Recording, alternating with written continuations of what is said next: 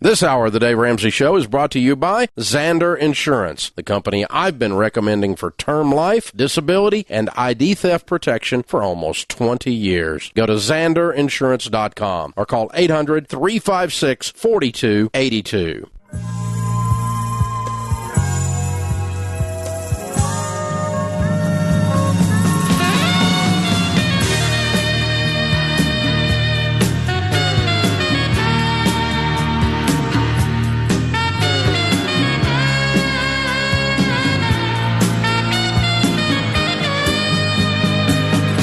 Live from the headquarters of Ramsey Solutions, it's the Dave Ramsey Show, where debt is dumb, cash is king, and the paid-off home mortgage has taken the place of the BMW as the status symbol of choice. I'm Dave Ramsey, your host. You jump in. We'll talk about your life and your money. It is a free call at 888-825-5225. That's 888-825-5225. Norman, Oklahoma kicks off this hour. Mimi is with us. Hi, Mimi. How are you? I'm doing well. Thank you. Good. How can I help? Well, Dave, my husband and I were junior high sweethearts. We got engaged at senior prom with an inexpensive ring he worked 2 jobs and saved up for. We grew up in really low-income families and started out pretty broke on our own. But we've made good decisions, worked really hard, been incredibly blessed, and are now winning, as you would say it. We're celebrating our 15-year anniversary in June, and at Christmas, he surprised me with a new upgraded ring and asked me to renew our vows this summer. Oh, fun. So it's exciting. So I've been trying to figure out what to give him at the vow renewal, since a new ring doesn't really matter to him. And he likes watches. He has a couple that we've paid, a couple $100 for, nothing too extravagant. So I thought about getting him a relatively lower-end Rolex, $7,000. Okay. The money's not the issue. We have a net worth of $1 million and make about $400,000 a year, so it's not the money. But what I'm struggling with is whether this would appear to be a middle-class type of a gift or item. I don't do designer purses or accessories, so a purchase like this is kind of hard for me, and I'm kind of concerned with what people might think. We know a lot of people who are big income, big spenders, and I guess I don't want to come across as being one of those people when we've worked really hard to get ourselves to this point and don't usually spend our money on toys. So I just kind of want to get your input and perspective on this. And you think when he opens the watch, a $7,000 Rolex, he's a watch guy, he's going to smile? Yes, okay. I think so. And you think he'll wear it and he'll enjoy wearing it? Yes. Okay. You know what? That's really all that matters. Okay. What all these other idiots think doesn't really matter. You've been busting it for 15 years. You're worth over $1 million. You know what? What somebody else thinks doesn't even line up. I used to buy a car because I wanted somebody to see the car I drove. Now I buy a car because I really like that car. And you know how much I care what you think about what I drive? I don't give a rip. If you don't like it, if it makes you mad, Jesus wouldn't buy a car like that. Well, Jesus didn't have a car, so shut up. People are just stupid, aren't they? Here's the thing. The ones that will have something negative to say behind your back or to your face are not ones you care what they think anyway. Because they're small-minded losers. And so, really, that's what they are. And so, everybody's got this thing in America today where they're all worried about everybody else's business instead of minding their own dadgum business. And so, you've done a really good job. I'm proud of you. I think you ought to buy that. I think it's as you said, it's not about the money. It's a very small percentage of your world. But, the stuff I buy is a small percentage of my world, and I still get all this hate on Twitter by these oversaved Christians, and all this stuff, and they're just, Jesus wouldn't do that. You don't even know Jesus. You run on mouth on Twitter, Jesus wouldn't be on Twitter either, so shut up, unbelievable, these people. So, and that's the kind of thing we're talking about, so I think you guys have done a great job, and one of the things you're supposed to do with money, biblically speaking, is enjoy it. One of the things you're supposed to do with money is give it and be outrageously generous. One of the things you're supposed to do with money is invest it so that you have a quality future. All of those are in the Scripture. And they're all spiritual things to do with money. And you guys are not opulent, out of control people that are 4 years old in your emotions, and you're buying things so that when someone else sees them. If no one ever saw him wear that watch ever, he wouldn't care. He would enjoy wearing that watch. That's the point, right? Exactly. Yes. Yeah, definitely. and that's how I feel about the car I drive. I get me a nice car, and I used to drive hoopties so that I don't have to drive hoopties now. I drove like no one else, now I drive like no one else.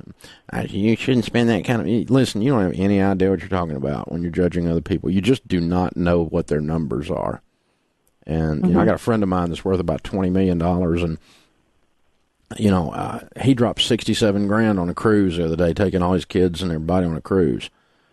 That's a lot of money. I'm from Antioch, Tennessee. That's a lot of money going on a cruise, It still blows my mind. But, I had to stop and think about it for a second.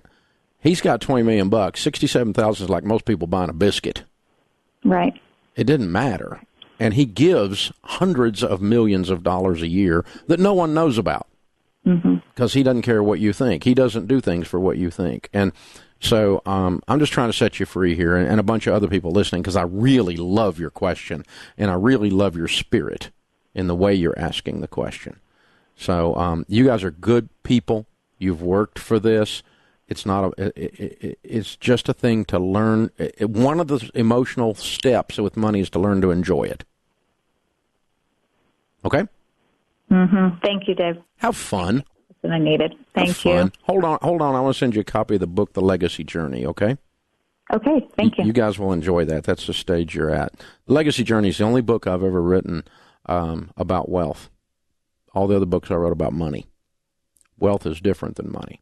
And in the scriptures, it's different than money. And this is the only book I ever wrote that's a purely Christian book, too. So some of you, if you want to be offended, this is a good way for you to get offended.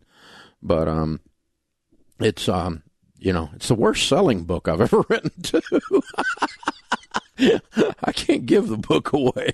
We've sold a couple 100,000 copies, but by far it's my worst selling book. But it's all about, the proper view of wealth. Some of the stuff we were just talking about there, and setting yourself up to enjoy money. Now, again, I'm not about you being out here acting like you're something you're not, and building wealth just to show off. And if that's your spirit, that's not what I'm talking about.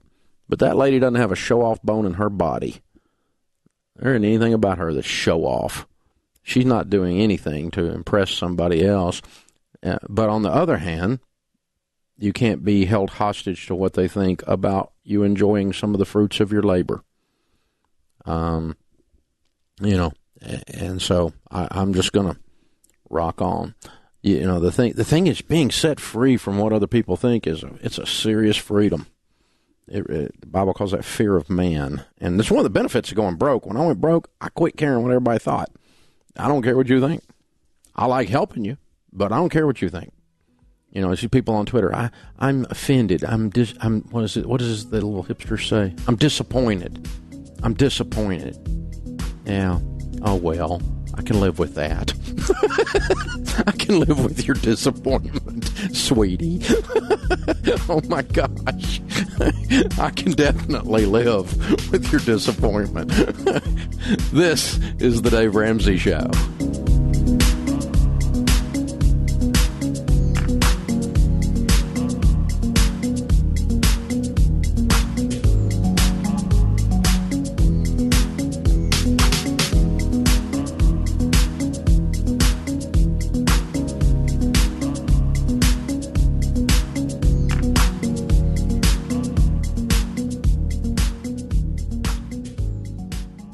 Over the years, I've seen so many families suffer by not having life insurance. It's not that they didn't care. It's just that they didn't know. So they did nothing. That's a huge mistake. Listen, term life insurance is the only way to go. It's not complicated, and it's not expensive. Please go to XanderInsurance.com or call 800-356-4282 and get the info you need to take care of your family. Trust me, taking these simple steps will let your family know how much you care. 800-356-4282.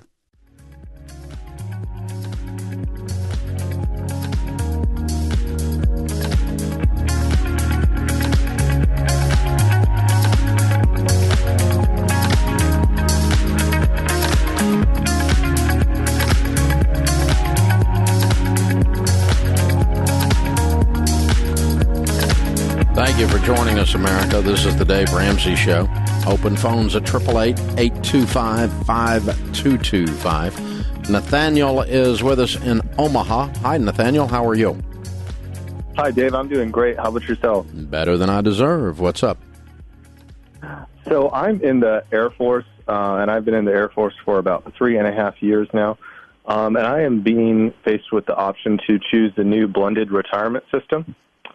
My current plan is to stay in for 20 years, and I would say nothing is certain, but I definitely am leaning towards that, and I really would like to stay in for 20 years. I was just curious which retirement system you think is a better option. Well, I've read a little about it. I don't know if I'm going to claim to be an expert on it. Let me see if I remember. The blended is where obviously you are doing some savings, and then you're going to get, and they're going to supplement that savings more like a traditional 401k, and you're going to get less than the old-time military retirement. Is that correct? Correct. Right now, under the current system, we get about 50% of our base pay when we reach 20 years of service, and under the new retirement system, we would get about 40%, but the military is willing to match up to 5% of our contributions to TSP. Okay, right. And you have to choose between the 50 or the 40 with the 5% match. Yes, sir. Yeah, I would do the 40 with the 5% match, as long as you're going to be investing through that time. You're going to end up with more money. Okay. I mean, you can run the numbers out. The way you would do it is you would figure out what 5% is worth in dollars and put that into a calculator and say, over the next 17 years, what will 5% become, and will that lump sum create the equivalent of 10% of your income? I think it will. Easily. Plus, it survives you. And your military retirement does not survive you unless you choose a survivor benefit, and then it doesn't survive the survivor. It dies with one of you, okay? But the money that's in your TSP can be rolled to an IRA upon retirement or stay in the TSP, either one, and it survives you. It goes to your heirs. It never is lost. And so that 5% is there. So let me kind of give you an example of what I'm talking about. Let's just do it. We'll talk about it here because it's interesting to think through. So what is your income now? I currently take home about $3,700 a month. Okay, so about $40,000 a year. Okay. Yes, sir. So let's use that as an example. If your income doesn't go up, but of course it will. Okay, but over 17 years, surely to goodness. Okay, so but 5% on $40,000 is $2,000. Okay, that's what they're going to give you per year. Okay, and if I put that's $166. If I put that into an account, they put that into an account. You're also putting money in. I'm not talking about your money. I'm only talking about their money. You follow me? Oh, yes, sir. In addition to what we're talking about here, you're going to have money, okay? But so let's say 17 out there, and that would be $110,000, give or take, that will grow to over 17 years. Okay, and so if that makes 10,000, if it makes 10%, that'd be $11,000 a year income off of that forever. You follow me? Yes, sir. Okay, so $11,000 and 5% or 10% of your income now, because that's what we're using as our baseline to do this math. So I'm right. Here's what it comes out. Okay, if you retired today and at 40% instead of 50%. You would be receiving 10% of $40,000 less, which is $4,000. You follow me? Yes, sir. Now, if you instead retired today and had $110,000 and only got 40%, but got the money off of $110,000, that'd be $11,000. So it's over double better per year for you to have done this, to have done the blended. Assuming you invest the entire time to get the match. Now, on top of that $110,000, though, you will have all the money you put into the TSP also. Right. So, and all of this money survives you. When you die, the $110,000 goes to your heirs. It doesn't go down the toilet, which is what it does in traditional pension funds, including military retirement. So, yes, I'm taking the blended in your situation after I just ran these numbers in a heartbeat. But the way I'm taking that is I'm counting on you, Nathaniel, to be an investor for 17 years. Absolutely, Dave. Okay, you don't miss a month. You always get at least that match.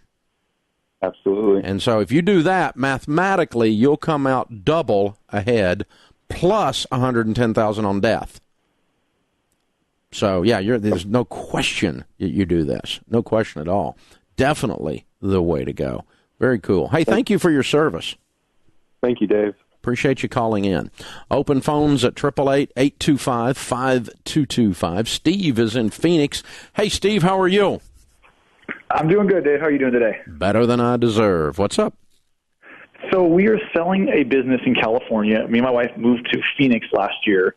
The business will bring in roughly about $60,000 to $100,000. We're still negotiating. But we have almost exactly that amount of debt and revolving and student loans. We have about $45,000 plus $20,000 auto.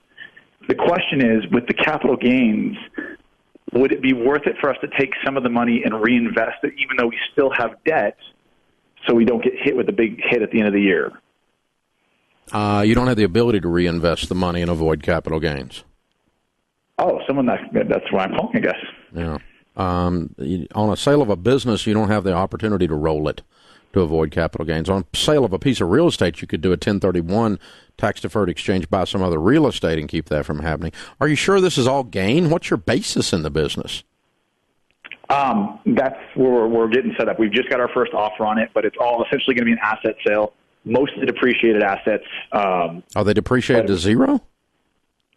I will have to go through all that. That's where essentially it's the business itself that we're selling, but we can't sell the business itself because no one buys that. So they would be buying the assets just marked up to what we negotiated for. Yeah, I got you. That's not illogical. My point is, for tax purposes, because if you sell these assets for $60,000, probably all of that is not gain. You probably have a basis in those assets that even if it's depreciated, they're not depreciated all the way down. You've got what's called an adjusted basis, which is what you purchased it for, the asset, minus the depreciation that you've taken, is your adjusted basis. And so if you have $60,000 worth of assets, how long have you held those assets? 5 years. What kind of assets are they?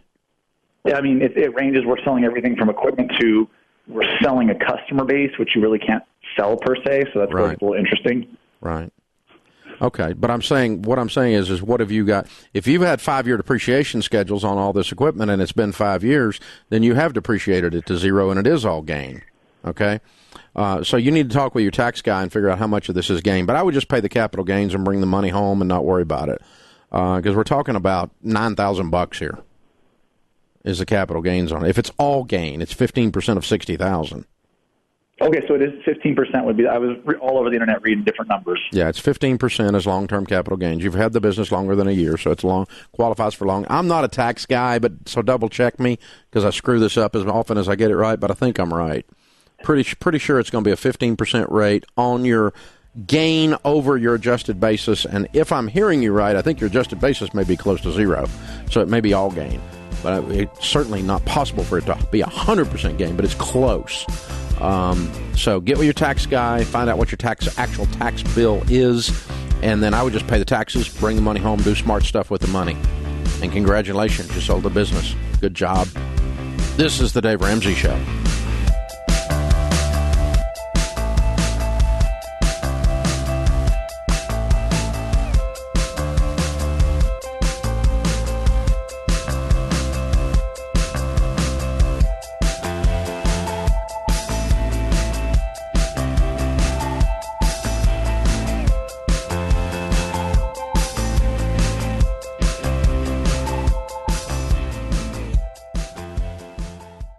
'tis the season for New Year's resolutions, except that only about 8% of people actually achieve them. Around here, we set goals. Here's a great goal for small business owners. Get paid and get paid faster. FreshBooks has an all-new version of their amazing cloud accounting software. Create and send professional invoices in under 30 seconds. See when your client has seen the invoice and accept their online payment in just 2 clicks. Get 30 days free at freshbooks.com/Dave Ramsey.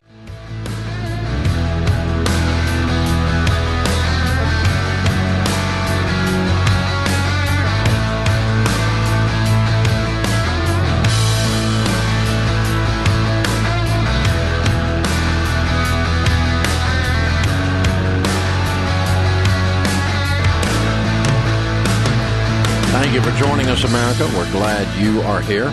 Matt and Amber are with us in Sacramento, California. Hey, guys, how are you?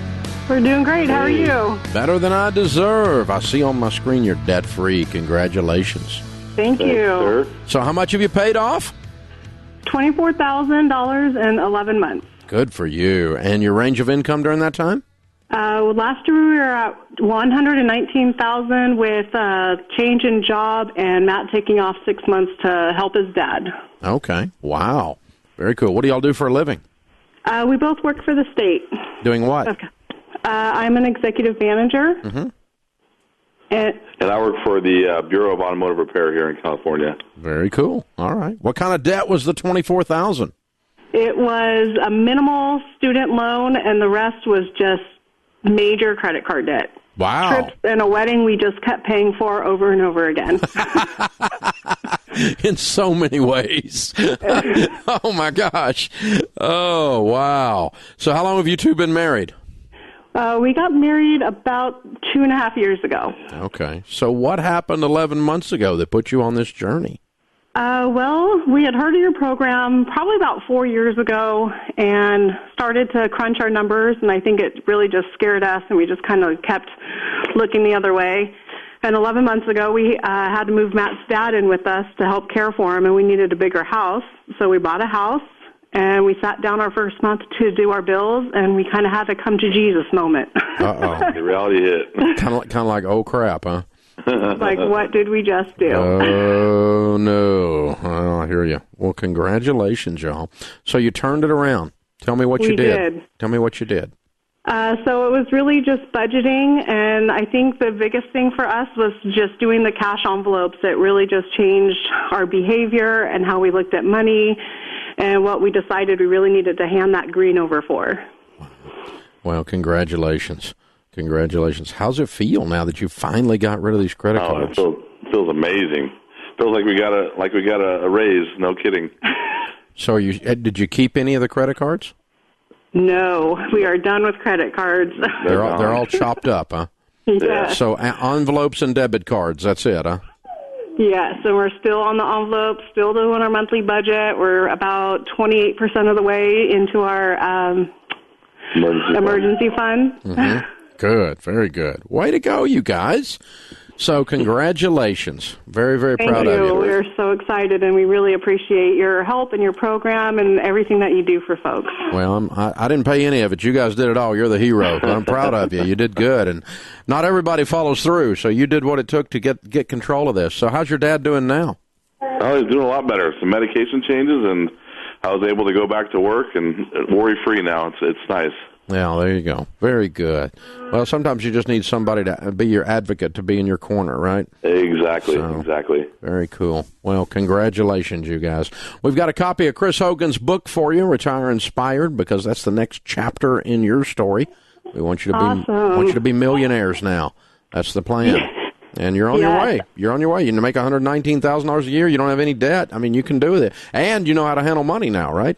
Absolutely. Very much so. Yeah, very cool. All right. It's Matt and Amber, Sacramento, California.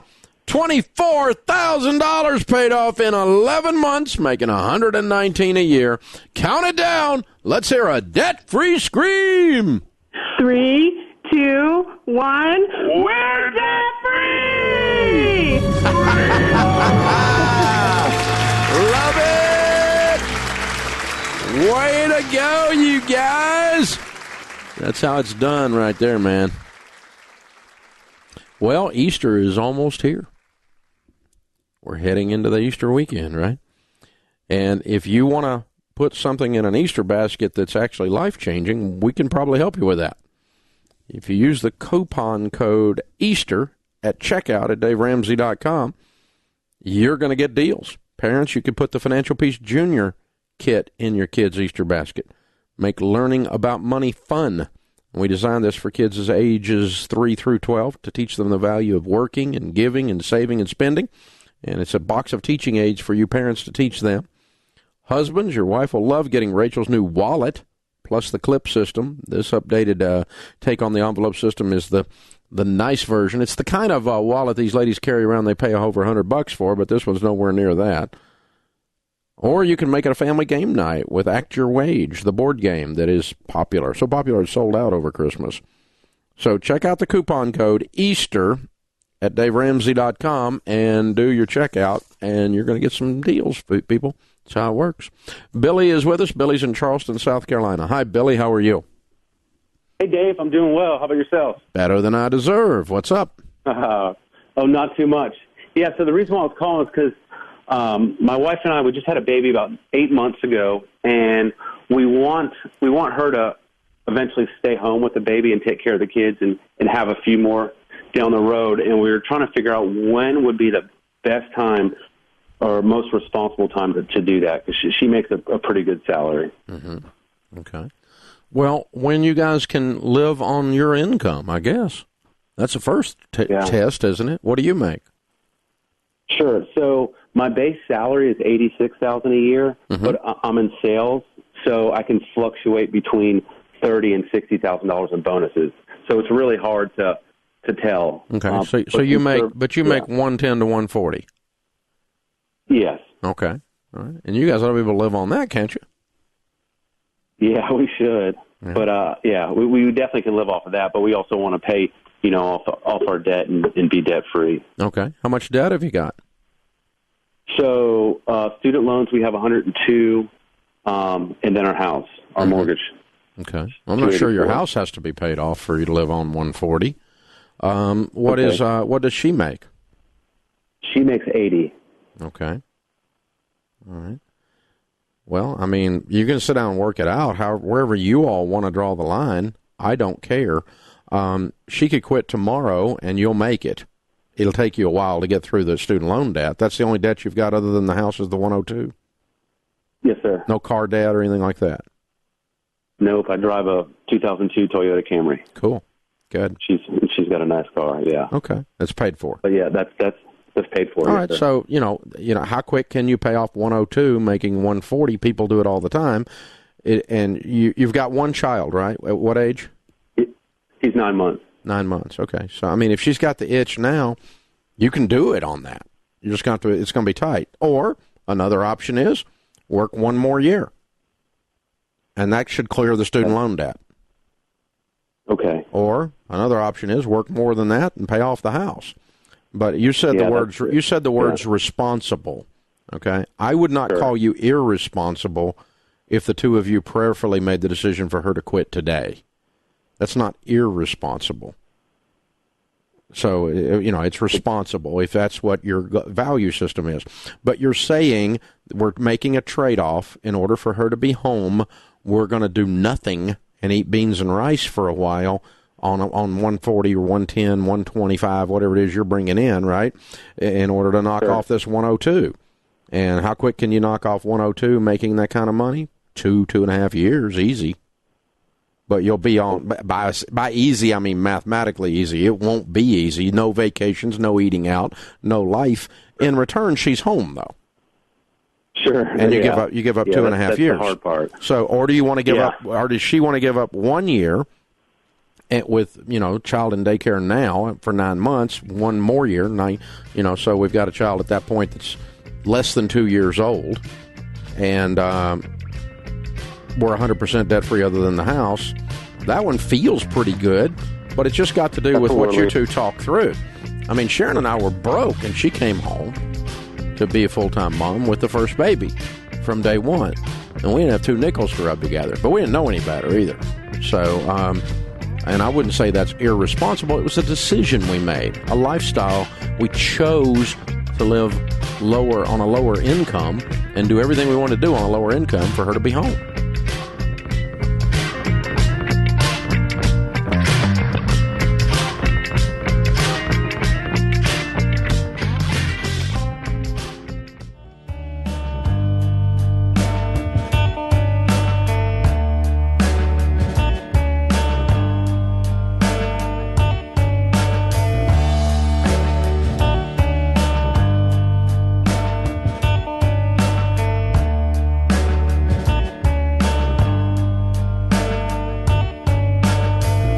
Scripture of the day, Luke 16:10. Whoever can be trusted with very little can also be trusted with much. And whoever is dishonest with very little will also be dishonest with much. I was working for a guy one time who taught me something. I never thought of it because I hate paying taxes so badly. I hate it. Because the government is so out of control. They take too much of the money that we earn and, just basically waste it, right? So I just hate the whole concept. It just infuriates me. And I was in my early 20s, just out of college, working for a guy, and he said, you never, ever, ever, ever, ever, ever cheat on your taxes. And I said, well, I don't, but why? And he said, the rest of your life, never cheat on your taxes. And I said, well, I wasn't planning on it, but why? And he said, because it doesn't say anything about the government. It says something about you. It's your integrity. And it wasn't long after that I was looking at this business to buy, and the guy is telling me how, well, the business actually makes more money, but I don't report it all on my taxes. And I'm thinking to myself, if he'll lie to the government in order to save money, why wouldn't he lie to me buying the business from him in order to get more money? Because integrity is integrity, right? But the government's different. No, I mean, the government isn't different. The government is different, but you're not. You're still the same guy who lied just 5 minutes ago and admitted it and told me how detailed you were about your lying. And then I'm supposed to trust you and the numbers that you're giving me on your business. See, it doesn't say anything about the government when you cheat on your taxes. It says something about you. It doesn't say anything when you cheat some big company because they can afford to take the hit. You steal from your employer because they can afford it, and you're just the little guy. Oh, brother. All that says is you really are the little guy. No integrity. You're a thief. Didn't say anything about your company. Didn't say anything about the person you stole from. It said something about you. Whoever can be trusted with very little can also be trusted with much, and whoever is dishonest with very little will also be dishonest with much. Dr. Jonas Salk said it this way: the reward for work well done is the opportunity to do more. Oh, that's true, too. Jessica is with us in Dallas, Texas. Hey, Jessica, how are you? Hi, Dave. I'm good. How are you? Better than I deserve. What's up? All right. So I have a tax question. My husband and I were working on completing our taxes. Last year's taxable income was about $225,000. We're currently on baby step 3B, trying to save for a down payment on a house. So far, we have about $105,000 saved. $30,000 we're calling our emergency fund, and the rest of that, the $75,000 extra, is we're saving for our down payment. Mm-hmm. I did a backdoor Roth last year. My husband did not contribute to a Roth, and basically, where it stands right now, our tax bill is going to be $10,600. So we're deciding on should my husband contribute to a traditional IRA to reduce our tax bill by a little bit. The reason we're conflicted is because, if he ends up doing that, we'll save about about $1,500 in taxes, we're guessing, but we're going to have to fork out the additional $5,500, and that'll kind of put a dent in our down payment on our house. Mm-hmm. So what should we do? Are you putting 15% of your income, or are you doing baby step 3B? Yeah, we've stopped contributing to our until you get the house to purchased. Our retirement. Yes. Okay. Then let's just not do the retirement until we get the house purchased. Okay. Yeah, pretty simple. I'm not positive you qualify for a traditional with your household income being over 200 anyway. Oh, okay. I thought we were only out of overfunded, or I thought we exceeded only for the Roth IRA. I think it's the same guideline on whether you qualify for a traditional or a Roth. And I think it's 196 this year, married filing jointly, if I remember right. But you'd have to double check me on that. I'm not very good at taxes, as you know, so you'd have to double check my tax advice. But either way, even if you do qualify for it, I think right now you've said what your goal is. Your goal is not retirement. Right now, your goal is house. And so we'll address this issue next year when it comes up again. But this year, we're saving money for a house. Okay, all right. We just weren't sure, because we say, well, should we give all of that money to the government right now, or should we give them a little bit less? It's not all that money. It's $1,500. Yeah, it's not that big a deal in the scope of your life. I don't want you giving money to the government the rest of your life on purpose that you don't have to, but right now it's a matter of goals and being focused on your goal and staying on your goal, and right now you've identified that for me. Now, if you told me you had a different goal, I would have maybe changed the direction, but I think I like your goal, by the way, so I probably just do this. You're getting a really nice, fat, juicy down payment built up. You make a couple of hundred. You're going to be able to put down a nice downstroke on a house and get you a house on a 15-year fixed, and then turn around and start working towards getting that paid for. Life is good. Garrett is with us in Mobile, Alabama. Hi, Garrett. How are you? Doing well, Dave. How about yourself? Better than I deserve, sir. How can I help? Yes, sir. I have a question on vacation rentals. What would be the best way to go about purchasing a vacation rental? Say if because I live close to the Gulf Coast, say I want to go buy something in Orange Beach or Gulf Shores, maybe somewhere around $300,000, just to throw a number out there. Would it be better to go in debt with a bank, with having some sort of cash that I'm putting down there, or I'm just not really sure where to go with that. Garrett, if you've listened to me very long, you know I don't borrow money, and I don't tell people to borrow money, and I don't invest in real estate with borrowed money of any kind. Vacation rental is not an exception. And a vacation rental is a hybrid between a rental and a toy. The toy part is the part where you use it, and the hybrid part, or the rental part, is the part where you rent it out, obviously. And as you are probably aware, most of the vacation rentals have a short season, and the rental companies turn the properties over pretty much like a hotel, and they charge usually around 50% to manage them if they're managed well. And sometimes you can find less than that, but it's not like a sure thing that these things pay for themselves or anything like that. And if you've been around the coast very long, you've seen these properties come and go pretty rapidly. One minute it's a gold rush, and the next minute you can't give them away, and the banks are all foreclosing. And so vacation rentals also have, other than being a developer in the real estate business, this is the second fastest way to lose money in real estate. It's the most volatile, high-risk real estate there is. Now, I own some property. I own a lake house that would be considered a vacation rental that we do not rent out. I mean, it's a vacation property, resort property. So I have accepted that risk there of it going up and down, being very volatile.